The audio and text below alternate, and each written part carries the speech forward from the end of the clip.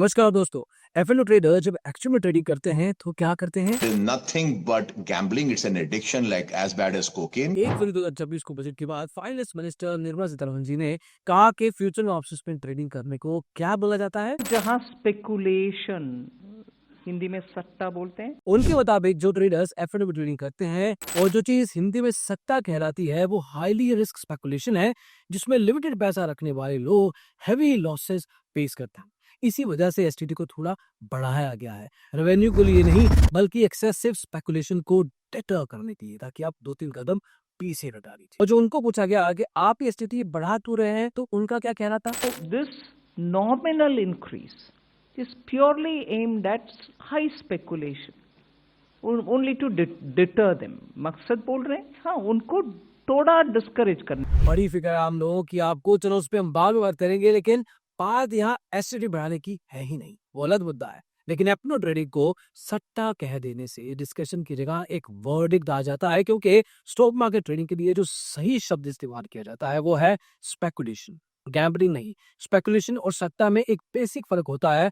सट्टा में आउटकम सिर्फ चांस पे होती है, स्पेकुलेशन में decision, probability, risk management process पे होता है। स्किल भी ऑब्वियसली बहुत होती है, और सबसे जरूरी बात, अनसर्टेनिटी का मतलब रैंडमनेस नहीं होता। मार्केट अनसर्टेन होती है, रैंडम नहीं। इस वीडियो में हम यही समझने की कोशिश करेंगे कि एफएनओ ट्रेडिंग और सट्टे के बीच में इतना बड़ा कंफ्यूजन क्यों है, कौन से लोग इसे सट्टा समझ के ट्रेडिंग करते हैं, कौन लोगों के लिए ये एक सीरियस प्रोफेशन है, और क्यों ट्रेडिंग को सट्टा कहने से पहले हम सबको, सोसाइटी को भी और सिस्टम को 10-15 बार सोचना चाहिए। Let's get started. एक एग्जांपल लेते हैं। सुबह 9:15 बजे मार्केट खुलती है, निफ्टी में काफी वोलेटिलिटी दिखती है, न्यूज मिक्स्ड है। स्क्रीन की एक साइड पे रवि बैठा है और दूसरी साइड पे अमित। दोनों एक ही चार्ट देख रहे हैं, दोनों के पास वही डेटा है। फर्क सिर्फ इतना है कि रवि ट्रेडिंग कर रहा है और अमित यहाँ पे पैसा कमा ले रहा है, मनी। अब देखते हैं कि ये दोनों ट्रेडर मार्केट में किस तरह से बिहेव करते हैं। सिचुएशन नंबर 1, जब ट्रेड उल्टा पड़ा होता है, मतलब लॉस होगा। रवि ट्रेड में एंटर होने से पहले एक चीज डिसाइड करता है, अगर यहाँ गलत हुआ तो यही निकल जाऊंगा, मतलब स्टॉप लॉस डिफाइंड है। उसके दिमाग में लॉस एक पॉसिबिलिटी है, इसलिए जब लॉस आता है तो वो हैरान या परेशान नहीं होता। मार्केट थोड़ा सा उल्टा चलता है, प्राइस रवि की स्टॉप लॉस को हिट करता है, ट्रेड कट हो जाता है, दैट्स इट। रवि स्क्रीन को देखता है, लंबी सांस लेता है, थोड़ा डिसअपॉइंट भी जरूर होता है। वो जानता है कि लॉस उसके सिस्टम का हिस्सा है। वो चेयर से उठता है, पानी पीता है और जर्नल में एक लाइन लिखता है, सेटअप पे मैं नहीं। उधर अमित भी वही ट्रेड में है, पर अमित ने स्टॉप लॉस नहीं लगाया। अमित समझता है कि स्टॉप लॉस मार्केट की एक साजिश होती है, एक कॉन्स्पिरेसी है। अमित के केस में जब मार्केट उल्टा गया तो अमित के दिमाग में सबसे बड़े थॉट यही आता है कि बस थोड़ा और रुक जाता, और प्राइस और नीचे चला जाता है, लॉस बढ़ता है। अमित के दिमाग में अब मैथ्स नहीं, ये सोच चल रही है कि मैं गलत कैसे हो सकता हूँ, how could I be wrong. ये ईगो आ गया, लॉस ईगो बन चुका है। स्क्रीन पर गम पर नहीं, इंसल्ट दिख रही है। वो ट्रेड एग्जिट नहीं करता, वो ट्रेड के साथ लड़ना शुरू कर देता है। उसमें हिम्मत ही नहीं हो पाती कि वो अपने ट्रेड को एग्जिट कर सके, एक्सेप्टेंस नहीं है उसमें। इस पूरे सीन में मार्केट ने किसी को पुलिस या रिवॉर्ड नहीं किया, मार्केट का कोई लेना देना नहीं है, पर दोनों ट्रेडर्स के, रवि और अमित के दिमाग के रिएक्शन का था। रवि ने लॉस पहले से ही एक्सेप्ट करके मार्केट पे एंटर किया था, इसलिए जब स्टॉप लॉस हिट हुआ तो उसका ब्रेन का फियर सेंटर यानी एमिगडाला ओवर एक्टिव नहीं हुआ। स्ट्रेस हार्मोन कोर्टिसोल स्पाइक नहीं हुआ और डिसीजन लेने वाला हिस्सा प्री फ्रंटल कॉर्टेक्स कंट्रोल में रहा, काल में दिमाग सूद रहा। उधर अमित का लॉस उसके लिए अनएक्सपेक्टेड था। जैसे ही लॉस बढ़ने लगा, एमिगडाला एक्टिवेट हो गया, कोर्टिसोल रिलीज हुआ और रेस्ट्रो थिंकिंग धीरे धीरे बंद हो गई। इस स्टेज पर ब्रेन लॉस को पैसा नहीं, थ्रेट समझने लगता है। इसलिए अमित का दिमाग मैच ही नहीं कर पाया, सिर्फ अपनी ईगो और सर्वाइवल को बचाने की कोशिश करता। ट्रेडिंग यहीं खत्म होती है और सट्टा यहीं से शुरू होता है, मार्केट में नहीं, दिमाग के। और अभी इसी बात को प्रॉफिट की सिचुएशन में भी समझने की कोशिश करते हैं कि किस तरह से दो तरह के ट्रेडर, एक गैम्बलिंग एक्चुअली कर रहा है और एक ट्रेडिंग को ऐसे प्रोफेशन लेके चल रहा है, किस तरह से लेके चल। सिचुएशन नंबर 2, जब ट्रेड सही चल पड़ता है। अब अगला सेटअप आता है, अगला दिन आया है, नया दिन, नया मार्केट, नया मूवमेंट। मार्केट मोमेंटम पकड़ के बैठा हुआ है, रवि फिर एंट्री देता है, वही दिमाग हो रहा, सेम डिसिप्लिन के साथ। कितने पैसे ट्रेड में डाल रहे हैं, मतलब पोजीशन साइज कंट्रोल होता है, रिस्क भी डिफाइंड है कि कितना लॉस ले सकते हैं। मार्केट रवि के फेवर में जाता है, पोजीशन प्रॉफिटेबल होने लगती है। रवि खुशी से पागल नहीं होता, क्योंकि वो जानता है कि प्रॉफिट भी उतना ही टेम्परेरी है जितना लॉस था। स्टॉप लॉस को ट्रेल करना शुरू कर देता है ताकि मार्केट रिवर्सल होने पे भी एक साइजेबल प्रॉफिट निकाल पाए। और मार्केट में कुछ समय के बाद एक रिट्रैक्टमेंट आता ही है, उसका ट्रेडिंग स्टॉप लॉस हिट होता है, ट्रेड क्लोज, प्रॉफिट बुक्ड, अच्छी खासी पोजीशन से पैसा निकाल के निकला रवि। लेकिन अमित अभी इसी मूव में घुस चुका है, वो भी इसी ट्रेड में है। तो अमित का एक्सपीरियंस कुछ अलग है। जैसे ही प्रॉफिट दिखता है उसके दिमाग बोलता है कि दिखा, मैं सही था। कॉन्फिडेंस ओवर कॉन्फिडेंस बन जाता है। वो पोजीशन साइज को और बढ़ाने लगता है क्योंकि और पैसा डाल देता हूं तो और प्रॉफिट आएगा, क्योंकि मैं सही हूं तो मार्केट मेरे हिसाब से चल रही है। और स्टॉप लॉस तो अमित लगाता ही नहीं। मार्केट थोड़ा सा रिवर्स होता है जैसे कि रवि केस में हुआ था, लेकिन यहाँ प्रॉफिट कम होता है ऑब्वियसली। अमित एग्जिट नहीं करता, वो सोचता है कि अब तो वापस आएगा मार्केट, थोड़ी देर का समय है, वापस आना ही है। मार्केट और रिवर्स होता है, प्रॉफिट लॉस में बदलने लगता है। वो इस बार भी होल्ड करता है, पर अमित जो मार्केट से आज प्रॉफिट कमा चुका था वही प्रॉफिट वापस देने के बाद भी मार्केट में बैठा रहता है और एंड में कैपिटल के साथ कॉन्फिडेंस भी लूज कर देता है। रवि जब प्रॉफिट में गया उसके ब्रेन का डिसीजन मेकिंग हिस्सा यानी प्री फ्रंटल कॉर्टेक्स कंट्रोल में रहा। इसने प्रॉफिट के साथ भी उसका रिस्क असेसमेंट बंद नहीं हुआ, उसने डोपामिन की एक्साइटमेंट को डिसिप्लिन से बैलेंस किया। उधर अमित के केस में प्रॉफिट में दिमाग के रिवॉर्ड सिस्टम को ओवर एक्टिवेट कर दिया। डोपामिन स्पाइक के साथ रिस्क कम लगने लगा और ओवर कॉन्फिडेंस बढ़ गया।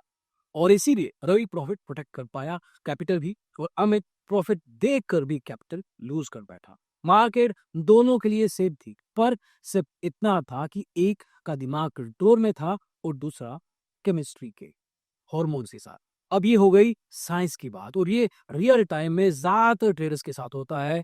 जो भी वीडियो देख रहे हैं हमको समझ में आएगा कि वह कौन है, अमित या रवि। अब ट्रेडिंग में कितने रवि हैं और कितने अमित उससे फर्क नहीं पड़ता, क्योंकि हमारे पूरे समाज में आपको हर जगह हर प्रोफेशन में रवि और अमित मिलेंगे। मतलब स्पेकुलेशन हर जगह है, एब्सोल्युटली। 100 में से कितने स्टार्टअप सर्वाइव करते हैं, कितने रेस्टोरेंट 5 साल चलते हैं, कितने यूट्यूबर्स प्रोफेशनली कंटेंट क्रिएट कर पाते हैं ओवर पीरियड ऑफ टाइम, जैसे कि हमें 10-11 साल हो चुके हैं।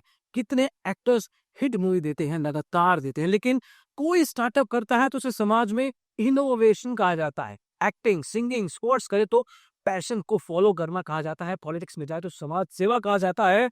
सच से तो वहां भी 8-10% है, शायद उससे भी कम, डेफिनेटली उससे भी कम। लेकिन जब ट्रेडिंग की बात आती है तो उसको सट्टे के साथ क्यों जोड़ा जाता है?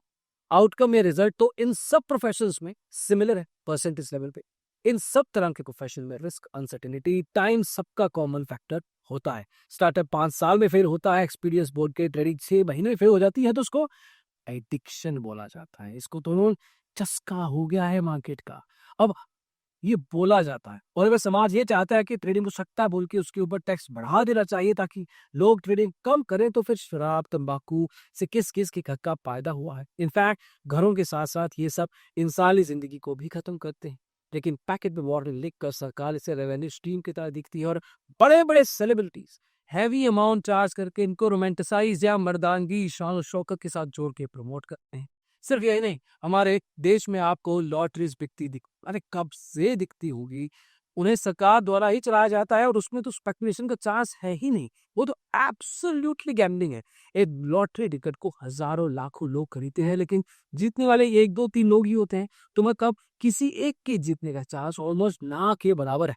इसमें स्किल का कुछ स्कोप ही नहीं, लोअर मिडिल क्लास को टारगेट किया जाता है। ये पूरी तरह से एक जुआ है, लेकिन फिर भी इसको त्योहारों पे बीता जाता है। इसको बहुत सामान्य, नॉर्मल माना जाता है सालों से। क्यों है? और अब एक मुश्किल सवाल, अगर कोई चीज लोगों के लिए रिस्की है तो क्या सॉल्यूशन से खराब बोल देना है और उसकी कंफ्यूजन को दूर करना नहीं, लोगों को उसके बारे में एजुकेट करना नहीं? Remember, we talking about a solution here. सट्टेबाज या सट्टा बोल देना is very easy, straightforward, कुछ मेहनत नहीं है उसमें। क्योंकि सरकार को अगर एक आम आदमी की सच में बहुत फिक्र होती तो क्राइम सिक्योरिटी तो छोड़ दो यार।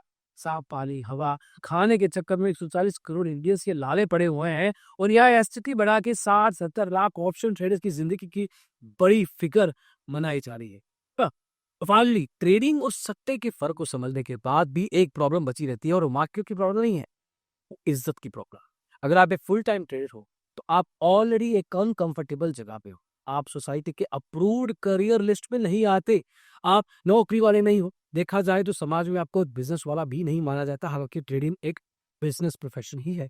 आपको बार बार एक्सप्लेन करना पड़ता है कि आप क्या करते हो, अगर आप शादीशुदा हो तो शायद आपके इन-लॉज़ को समझ ही ना आए कि एक्चुअल में आप कंप्यूटर पे बैठ के पैसा कमाते कैसे हो। और इसी पे जब सरकार कैजुअली बोल देती है कि एफिडो का मतलब सट्टा, तो ये सिर्फ एक पॉलिसी स्टेटमेंट नहीं होती, एक सिग्नल होता है। इस सिग्नल के बाद फैमिली को बहुत ज़्यादा कॉन्फिडेंस मिल जाता है, रिश्तेदारों को ताने मारने का लॉजिक मिल जाता है। देखा, अब सरकार भी कह रही है, अब तो छोड़ दे, क्या करता रहता है ये लैपटॉप पे बैठ के मार्केट में, पैसा आता रहता है, जाता रहता है। यहीं से बात एसटीटी टैक्स की नहीं रह जाती, यहीं से बात कैरेक्टर जजमेंट की बन जाती है। और ये बात इस वीडियो में पूरी तरह से अक्रॉस द स्पेक्ट्रम समझाना बहुत ज़रूरी था सबके पास। This is not a word that you can connect with the stock market trader, और ये जजमेंट उस आदमी के लिए होता है जो भी पास की जाए। अपने पैसे से वो रिस्क लेता है, लॉस उसका होता है, चुपचाप वो झेलता है, प्रॉफिट होता है तो टैक्स भी देता है और किसी से सिंपैथी नहीं मांगता। That is what a trader is, a risk taking trader across the segment. अब वो सीख के कर रहा है, ग्रेट। सीख के नहीं कर रहा है, जैसे कि हमने एग्जाम्पल समझाया, तो वो एक्चुअल में सट्टा कर रहा है। उन तरह की ट्रेडिंग आप वो नहीं कर रही। समझ के, सीख के, चाहे जहां से भी, समय लगा के, कम पैसे के साथ, क्योंकि अगर आप अपने आप को बदलेंगे नहीं तो समाज की सोच नहीं। ट्रेनिंग में लॉस होना कैरेक्टर फ्लॉ बना दिया जाता है, बाकी किसी प्रोफेशन में नहीं। डॉक्टर के पेशेंट मर जाए तो प्रोफेशन सेफ है, स्टार्टअप फेल हो जाए तो लर्निंग है, एक्टर फ्लॉप हो जाए तो स्ट्रगल है, ट्रेडर लॉस कर दे बस सत्ता छोड़ दो यार। बड़ा आसान भाषा है।